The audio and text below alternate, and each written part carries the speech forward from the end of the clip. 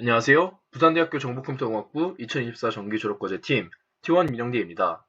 저희 프로젝트는 미국과 한국이 직면한 세 가지 주요 과제에 대한 해결책을 제시하기 위해 시작되었습니다. 첫 번째로 미국의 주거지 안전 문제입니다. 최근 미국에서는 가택 침입 사건이 빈번해지면서 기존 보안 시스템의 한계가 드러내고 있습니다. 단순 경고를 넘어서 실제 위협 상황에 즉각 대응할 수 있는 기술이 필요해졌습니다. 두 번째는 미국 농업지대의 야생동물 관리 문제입니다. 넓은 농업지역을 지키는데 기존 감시 방식은 비효율적이며 농작물과 가축을 야생동물로부터 보호하는 데 어려움이 있습니다. 넓은 범위를 감시할 수 있는 새로운 솔루션이 필요한 상황입니다. 마지막으로 한국의 국경보호 문제입니다. 한국은 인구 감소로 인해 국경 감시에 필요한 인력이 줄어들고 있어 기술적인 지원이 요구되고 있습니다. 이와 같은 세 가지 문제를 해결하고자 저희는 넓은 범위를 감시하고 침입에 신속하게 대응할 수 있는 지능형 무인 경계 로봇 개발을 목표로 하고 있습니다. 네, 아키텍처는 아래 사진과 같습니다. 이제부터 각 도메인별 설명을 시작하도록 하겠습니다. 안녕하세요. 지금부터 무인경계 로봇의 하드웨어 작동 방식을 설명드리겠습니다. 우리의 무인경계 로봇은 라즈베리 파이를 중심으로 작동합니다. 시스템이 시작되면 먼저 카메라 모듈과 서브모터 그리고 릴레이가 초기화됩니다. 이때 서브모터는 포탑의 상호작용 움직임을 제어하고 릴레이는 발사 메커니즘을 담당합니다. 초기화가 완료되면 하드웨어 서버와 소켓 연결을 시도합니다. 연결이 성공적으로 이루어지면 카메라는 즉적으로 프레임을 캡처하여 서버로 전송합니다. 이때 전송되는 프레임은 640x480 크기로 조정되어 JPEG 형식으로 압축됩니다. 서버로부터 응답을 받으면 시스템은 수신된 데이터의 유효성을 검사합니다. 하드웨어 서버에서 객체 탐지 및 추적을 수행하여 식별된 객체들의 아이디와 중심점 좌표가 플러터 앱으로 전송됩니다. 사용자는 앱에서 표시되는 객체들 중 추적할 대상의 아이디를 선택할 수 있습니다. 선택된 아이디의 중심점 좌표를 기반으로 서브모터가 작동하여 포탑이 해당 목표물을 추적합니다. 포탑의 움직임은 두 개의 서브모터를 통해 정밀하게 제어됩니다. 수평 방향 움직임을 담당하는 첫 번째 서브모터는 GPIO 18번 핀에 직접 연결되어 PWM 신호로 제어됩니다. 수직 방향 움직임을 담당하는 두 번째 모터는 서버 드라이버 햇에 연결되어 더욱 안정적으로 제어됩니다. 각 모터는 라즈베리 파이 카메라의 시야각을 고려하여 정밀하게 제어됩니다. 사용자가 플러트 앱에서 발사 버튼을 누르면 발사 명령이 서버를 거쳐 라즈베리 파이로 전송됩니다. 이 명령을 수신하면 GPIO 17번 핀에 연결된 릴레이가 작동합니다. 릴레이는 0.2초 동안 활성화되어 발사 메커니즘을 구동합니다. 발사 후에는 다시 대기 상태로 돌아가 다음 명령을 기다립니다. 이러한 과정은 지속적으로 반복되며 시스템은 사용자가 선택한 목표물을 실시간으로 추적하고 사용자의 발사 명령에 따라 작동합니다.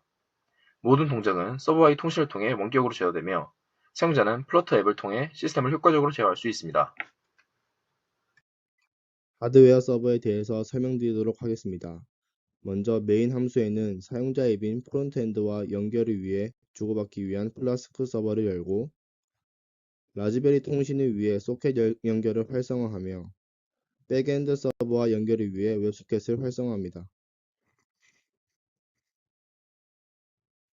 그리고 각 연결을 통해 주고받은 데이터를 알맞게 처리 및 가공하여 원하는 형태로 적절히 전송하는 핸들 커넥션 함수를 실행합니다.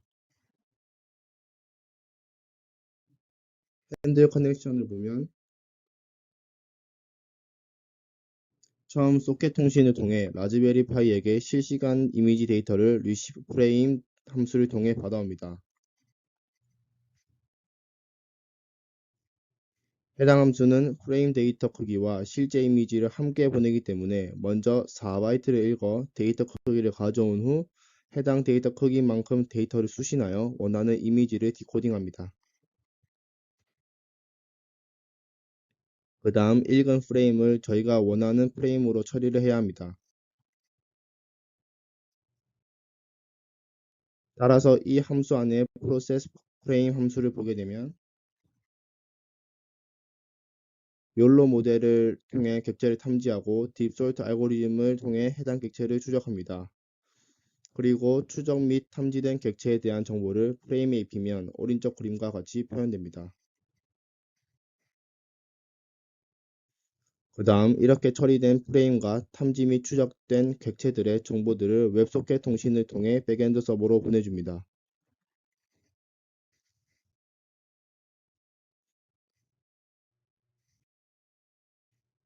그 다음 라즈베리 파이에게 ACK를 보내줍니다. 해당 ACK를 날리는 함수를 보게 되면 위에 전체적인 과정이 정상적으로 수행될 경우 오른쪽 그림과 같은 데이터를 라즈베리 파이에게 제대로 받았다는 신호인 ACK를 보내게 됩니다. 사용자 앱과 연결되어 있는 플라스크 서버를 통해서 특정 요청이 들어오면 특정 객체에 대해서 실시간으로 해당 객체에 대한 좌표를 라즈베리 파이에게 보내고, 만약에 발사 명령이 들어오게 되면 오른쪽 하단 그림과 같이 슛 정보와 함께 보내게 됩니다. 네, 백엔드 서버와 프론트엔드에 대해서 간략하게 설명드리도록 하겠습니다.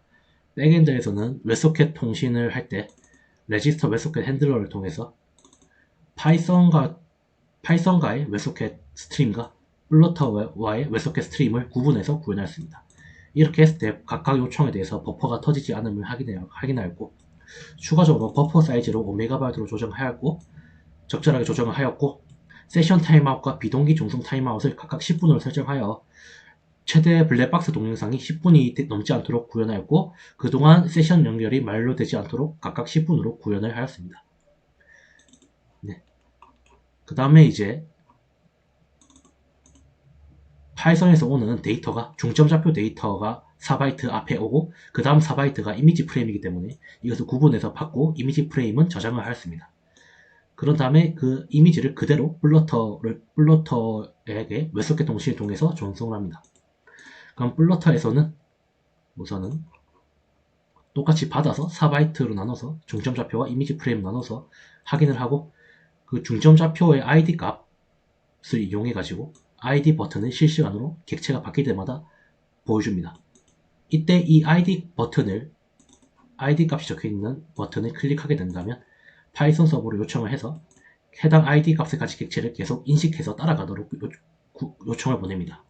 그런 다음 사격을 하고 싶다면 슛이라는 텍스트가 있는 엘리베이터 버튼을 다시 클릭을 한다면 파이썬에게 해당 객체의 ID 값을 사격하라는 요청을 보냅니다.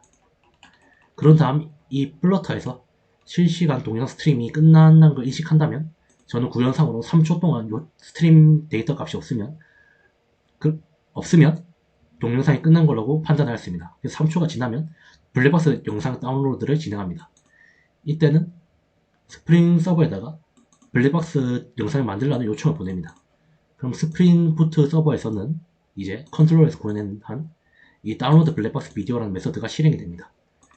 그렇게 해서 여태까지 모은 사진을 이용해서 다시 리네임을 하고 소팅하고 그것을 영상으로 만듭니다. 그걸 DB에 저장하고 완료가 되었다는 걸 리턴해 줍니다.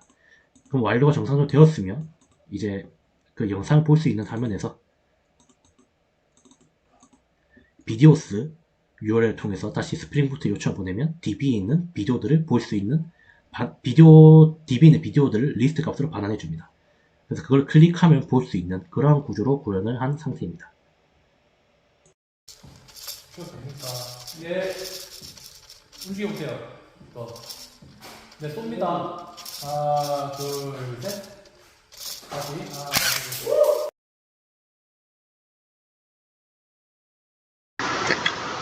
본 프로젝트를 통해 욜로와 딥OC 소트를 활용한 실시간 객체 탐지 및 추적, 서브모터 기반 원격 제어 포탑, 그리고 웹소켓 기술을 이용한 실시간 영상 스트리밍 시스템을 성공적으로 구현했습니다.